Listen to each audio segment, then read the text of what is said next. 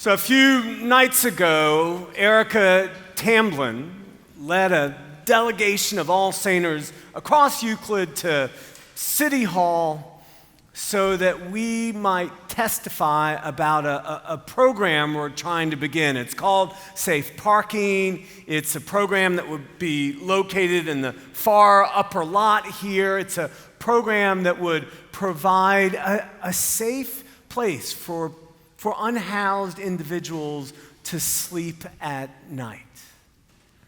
Sounds like a pretty good thing, doesn't it? It was our second time. We were there in June, and a hearing officer gave us his approval. So this time we were before a panel of commissioners. Happily, some staff members from City Hall had voted to endorse this. You should know also that Pasadena police have voted to endorse this. So there we were to make our plea. I got to tell you, Erica was amazing in what she said. Absolutely. So too was Al Hughes, who was there again and speaking as our senior warden. And my goodness, I was so deeply moved when several individuals previously unhoused themselves who had benefited from a safe parking program at another site got up there to speak. I had goosebumps. It was just a beautiful thing. And I am happy to stand before you to say that those 5 commissioners voted unanimously to approve this project.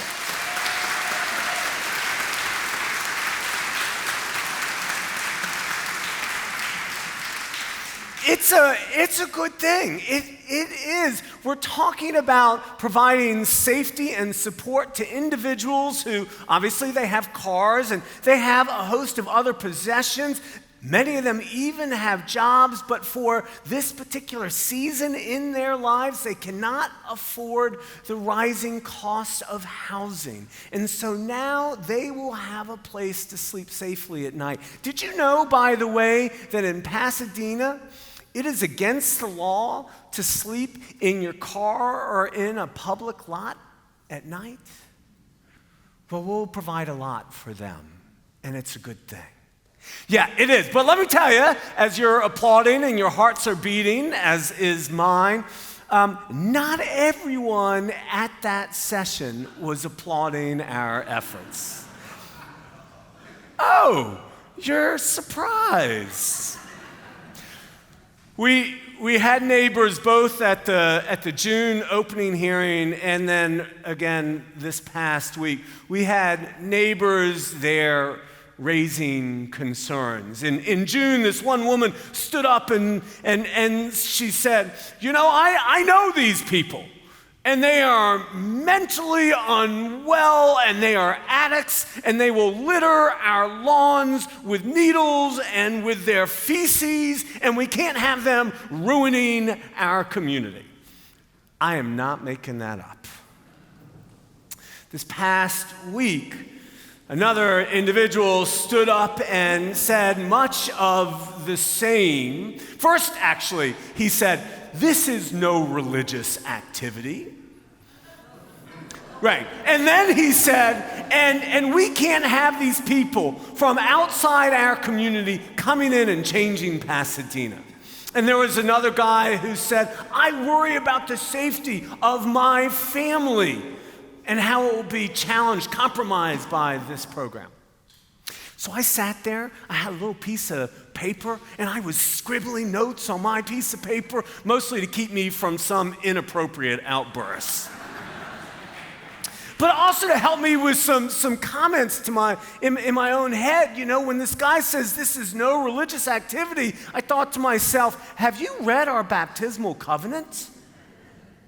We are to seek and serve Christ in all people, respect the dignity of every human being. This is a religious activity that we're talking about here.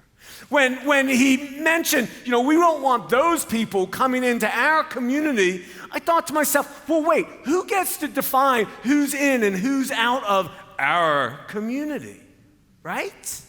And when the other guy stood up and say, I have to worry about the safety of my children and family, I thought to myself, well, what about the safety of the children and family who are looking for a safe place to sleep at night, right? Yes. I think that was when my pen tore through the paper, to be honest. It passed, and in some way, all's well that ends well, to be sure. But I drove home that night with this sort of sadness, heaviness in my heart, and thinking, my goodness, how far away those comments, not totally surprising, but certainly self-absorbed, how far away those comments were from the image of beloved community that Jesus calls us to make. So, Jonathan just read for us the parable that's called the parable of the rich man and Lazarus. It sort of jumps right into Jesus teaching this parable. So let me go back a few verses, give you some context. Jesus is speaking to a large audience, some of them curious disciples, and some of them Pharisees. That is to say, the rich, the powerful, the privileged, and the elite religious leaders. He's been sparring with these Pharisees for a while now. Luke makes the comment a few verses earlier that they were lovers of money, these Pharisees. And then he goes on to say that in their response, the Pharisees have been ridiculing Jesus. So that's a little bit of the backstory as we enter the parable for today. There was a rich man. And right away, note the fact that the rich man doesn't get a name, which is a significant thing in the Hebrew tradition, names are. And so, not to be missed that he doesn't get a name in this particular case. I think it means at least that this rich man is not the star of the show. And quite powerfully, it also represents that this rich man stands for a host of his kind. And what do we know about his kind? Well, we know that he is there beautifully clothed in purple and silk. We know that he feasts sumptuously from his table. And in this parable, the detail is this is on a daily occasion. This is every day. This is ordinary time. It's not that he dresses up to go to the synagogue or from some special holiday. It's not that he has a banquet, a feast to throw a party for neighbors. This is any day. And so you begin to get a sense of, oh, this is quite the self-indulgent soul, this so-called rich man. We learn more about him as he's juxtaposed with this other man, a poor man who's at the gates. A poor man who's so hungry that he is desperate for food, would even take the scraps that come from the rich man's table. A poor man that is so wounded that the only attention he gets is when the dogs come to lick the sores of his wounds. That's the detail that makes me cringe the most. We also get this detail. The poor man, he gets a name. His name is Lazarus, which in Hebrew is translated to mean God helps. I think that's significant. You? So the rich man and the poor man, they both die. We hear that the poor man, that Lazarus is taken up into the heavens by the angels, where he's in the company of Sarah and Abraham. The rich man, in perhaps the last sort of luxury of his wealth, is given a proper burial, but then the reversal of fortunes really begin to take shape, right? So the rich man finds himself in Hades, where he is tormented. And meanwhile, Lazarus is in heaven in the company of Sarah and Abraham. Well, the rich man is miserable. And so do you hear what he does? He says, not to Lazarus, I might add, but he says to Sarah and Abraham, send Lazarus, will you? Send him to dip his finger into the water so he might cool my tongue. Do you hear? Do you hear? He sees Lazarus for the first time, because before he's been just stepping over him. He sees Lazarus, but only as a servant to tend to his needs. Well, Sarah, Abraham say, can't do that. No. You see, first of all, when you were on earth, you had your pleasures, and Lazarus not so much. But second of all, there's this chasm. There's this great chasm that can't be bridged. I can't send Lazarus to cool your tongue. Well, the rich man, he's stunned, I'm sure. So he says, well, at the very least, will you send Lazarus? Still expecting Lazarus to do his bidding. At the very least, send Lazarus to my siblings so that they may know, be warned, and change their ways. And again, Sarah and Abraham say, no, not going to do that either. Because here's the deal. They had Moses. They had the prophets.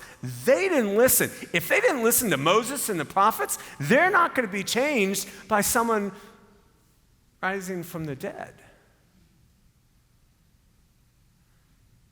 Drop the mic. End of parable. Whoa. Now, look, I don't know if you're like me, but I have to say I read this, and as a person of, considerable privilege and reasonable wealth, I think, oh my God, is that my fate too? Is that our fate? Is that what this parable is saying to us, that we are rich and lead a good life here, that we are damned to Hades in this horrible life there? Is there any hope for us? I hope so. And I want to say, and I think this isn't in sort of self-defense or defense of many of us here, I want to say, I think it's an oversimplification if we imagine this is just about money, wealth, bad, and suffering, good. I mean, obviously, the Gospels, let's be very clear, the Gospels talk about a reversal of fortunes. As Mary is told that Jesus is going to be born, she sings in the Magnificat about how the rich will be sent away empty and the poor will be exalted. And the Beatitudes offer a blessing and a reversal of fortune for those who have been poor and struggled. Let's be clear, the Gospels do proclaim a reversal of fortunes.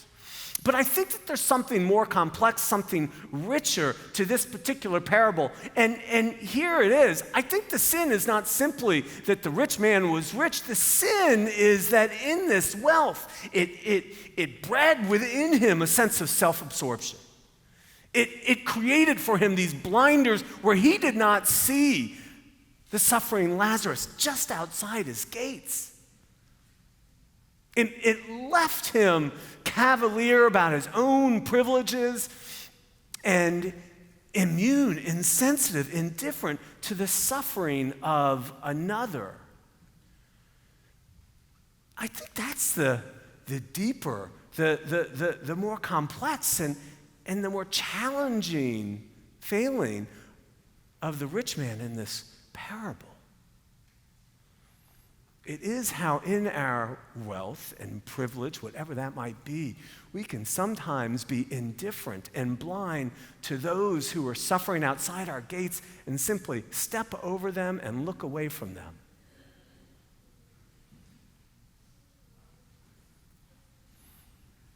And maybe there's a wake-up call for us, whatever privilege we might enjoy. And we all come from different social locations and with different degrees of privilege. But maybe there's a challenge for us. I mean, look, we might want to imagine that if we were listening to that parable, we'd be with others in the crowd sort of waving a bony finger at those no good, rotten Pharisees.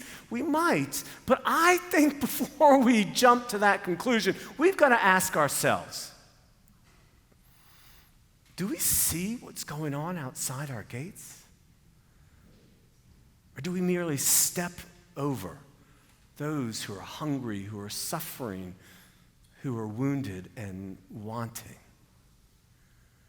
It's a question I think all of us need to ask, regardless of our social location, but especially those with significant wealth and privilege. The rich man, because of his self-absorption and self-indulgence, didn't see Lazarus outside his gates, and in being so blinded and self-absorbed, he banished himself from the gates of heaven. What about me? What about you? Look, I know that these days we're kind of playing a little bit of whack-a-mole when it comes to issues to attend to, locally and globally. I get that. But I want to invite us this day in particular to focus on what's happening outside our gates. We've got an administration that is not just stepping over the hungry and the unhoused, but sometimes stepping upon them. And we've got to pay attention to that because it's happening outside our gates. I mean, look, they have already dismantled an interagency that will watch and follow and report on homelessness. God forbid we should actually know those statistics, right? They have in the great big beautiful bill, they've cut billions over the span of the next 9 years from the SNAP program, which enables families to provide groceries for their loved ones and for themselves, as opposed to choose between medication and groceries, housing and groceries. It's all going to go away unless we do something about it. There was a 2023 poll that said that here in the LA County, and I want to get this right, there are somewhat estimated 75,000 unhoused individuals. In 2024, census said that 30% of LA County households, around 800,000, struggle to afford enough food, and the conditions have only worsened in the time since these polls. What's going on outside our gates? We cannot step over. We cannot look away. What can we do? Well, what could the rich man have done? He could have stopped. He could have said, "Excuse me, what's your name?" He could have provided some of the food from his table. He could have provided some clothing from his, no doubt, jam-packed closet. He could have said, "How can I care for your wounds?" He could have helped Lazarus perhaps find work. The rich man could have done all of those things. We can do some of those things ourselves, can we not? What can we do for those who are outside our gates? I suppose the answer is going to be different for each and every one of us, but the question should be asked by all of us. So walk outside these doors in our gates, asking that question. I don't have all the answers, to be sure. Ask Erica; she's got a lot of them. Or find Valerie, who heads up much of our feeding ministries, and speak with her. Look at the tables that are around here. Go to the forums and the meetings that are there to kind of inform, equip, enable, inspire us to do more. And oh, by the way, don't forget, come here, say your prayers, listen to Moses and the prophets and Jesus. We must do all of that. And more. And more. Now, if you're feeling a little bit overwhelmed, where do we begin? My goodness, there's so much going on. I get that. So let me tell you one thing we cannot do.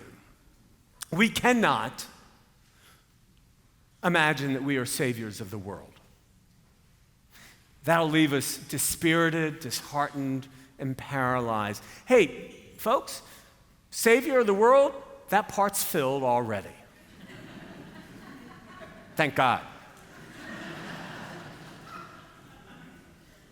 But we can imagine that we have Moses, the prophets, Sarah, Abraham, Jesus, constantly seeking to inspire us to feed, to house the Lazaruses, or the people who just for a season in life are forced to live in their cars instead of having the privilege of living in their homes. We don't need to play a part of Savior. We just need to not step over those who are outside our gates. A couple months ago, Diane's walking home from school. We live in Los Angeles, I mentioned not long ago, but some of you might not have heard. We live in Los Angeles. She's walking home from her school, and she sees this figure doing cartwheels across the street from her. Now, she's not sure if he's unhoused or not, but as he gets closer and closer and closer, she becomes very sure that actually he is unclothed. I'm not making that up. So later that afternoon, we're walking our dogs. We bump into a neighbor. Diane shares with the neighbor that experience. And the neighbor says, yeah, welcome to LA. You live here long enough. You get used to that sort of thing. And I thought to myself, I hope not. And then he says, actually, after a while, you'll hardly even notice it. I went home thinking that day, and I'm moved to think again today, I pray not. Amen.